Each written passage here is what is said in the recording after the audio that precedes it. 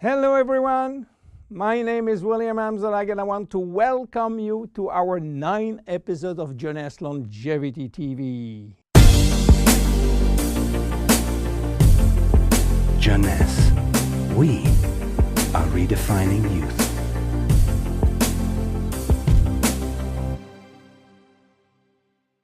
Obesity, or should I say globesity.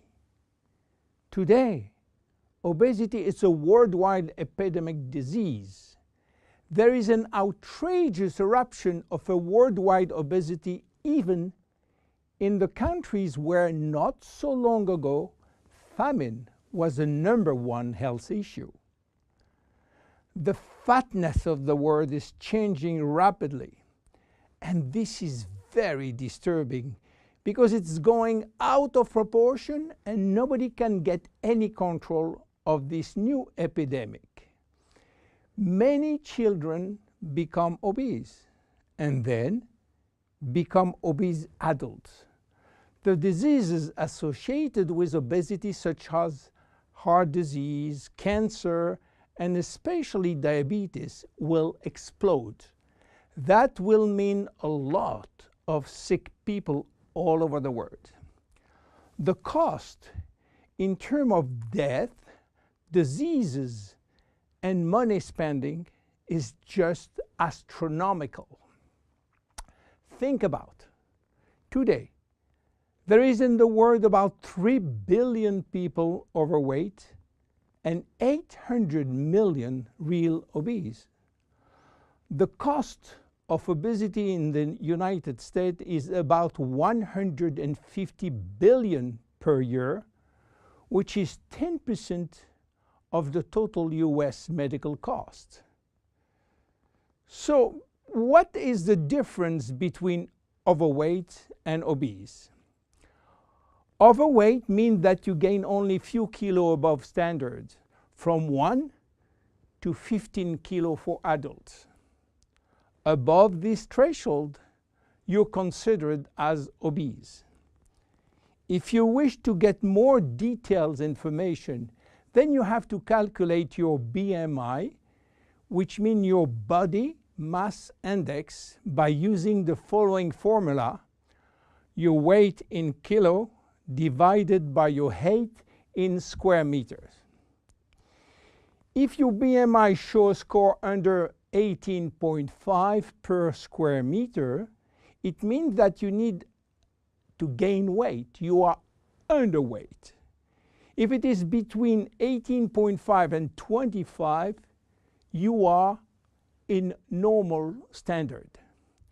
Between 25 and 30, you are overweight, and above 30, you are qualified for obesity.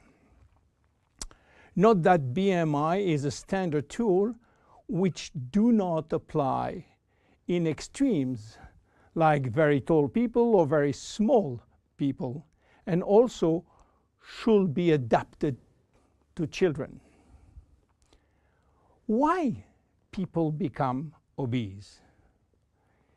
It is very simple in theory, but become more complicated when we reach fat metabolism. We are gaining weight or fat when we eat more than we spend in terms of calorie, or when we spend less than we eat in terms of calorie. So how do we get energy? The body will get energy only from the food, knowing that 1 gram of carbohydrate will release 4 calories, same for proteins, but 1 gram of fat will release 9 calories. So all depend on how much you eat and what kind of food you eat. If the food is rich in fat or in protein or in sugars. Now, how do we spend energy? There are 3 ways to spend energy. The first one is what we call basal metabolism, which is the necessary energy required to get our body working and all our million of chemical reaction working and working properly. This requires approximately 1 calorie per kilo and per hour.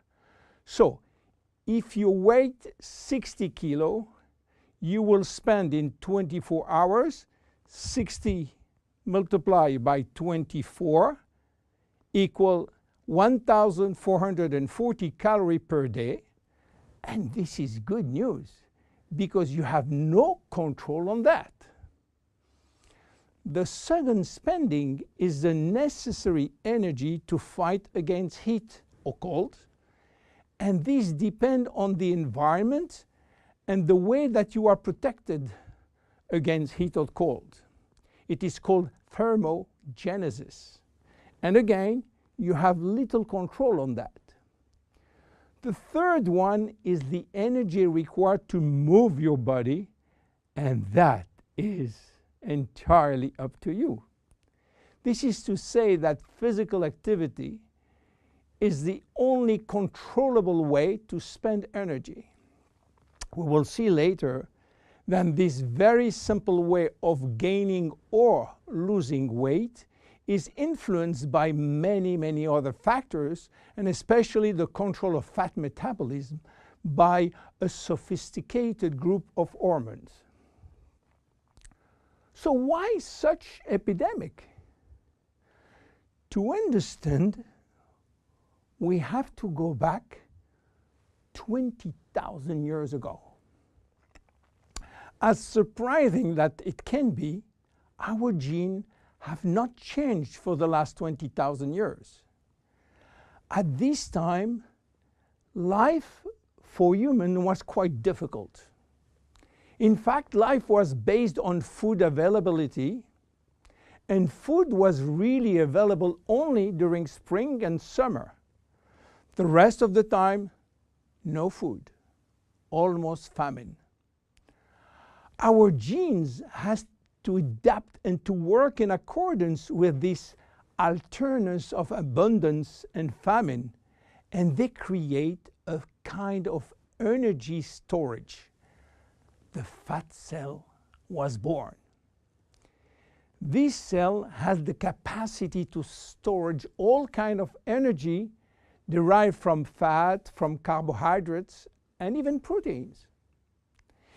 It can increase 50-fold its size and retain energy in the form of triglycerides. Because of uncertainty of food availability, our genes were oriented toward the saving mode, which means that every time we eat, all the energy coming from the food was oriented in the storage facility. What happened 20,000 years later? Our genes are still oriented towards saving mode, but there is no more famine. On the contrary, the new society offers an extreme abundance of food rich in calories, and that all over the year. And guess what happened? Everything is going first in storage. And once in storage, it is very difficult to get out. You understand now why it is very difficult today not to gain weight or fat. But there is another factor. 20,000 years ago, in order to bring food at home, men were hunting, fishing, or climbing trees to get fruits. And that was a huge energy spending mode.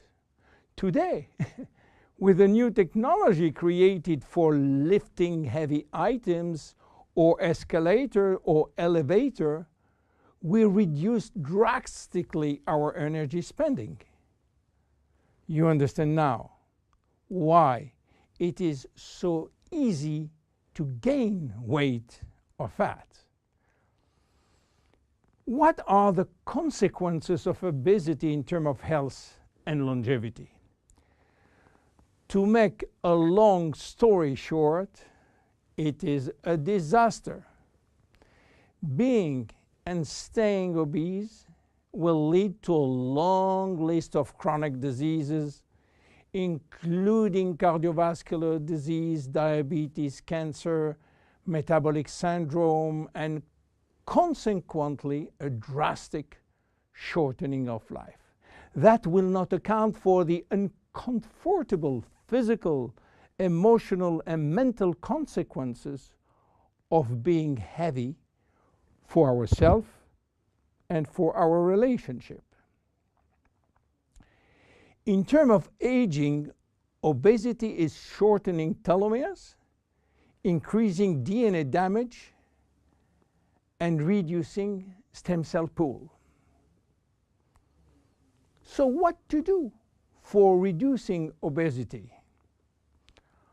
Obviously, it is quite difficult considering the worldwide effort of the medical community with so small results. Health authorities are repeatedly organizing campaigns to inform people about the consequences of eating too much sugar or fat or the lack of exercise. But the food industry until now do not help and still putting on the market food rich in bad sugar and bad fat. The first step is to be convinced that improving your lifestyle, which means improving your nutrition, your physical activity, managing your stress and your emotion, in order to stop impulsive eating, will be a very good action to preserve your life and your longevity.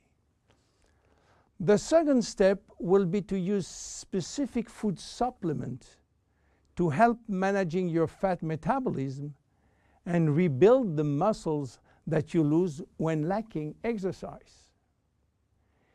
This is why Jeunesse decided to create a new line of product specially designed to counteract craving, to help fat metabolism, and to reduce muscle loss.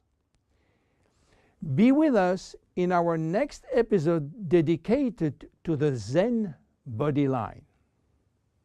My name is William Amzalag, and I will see you on our next episode. Thank you.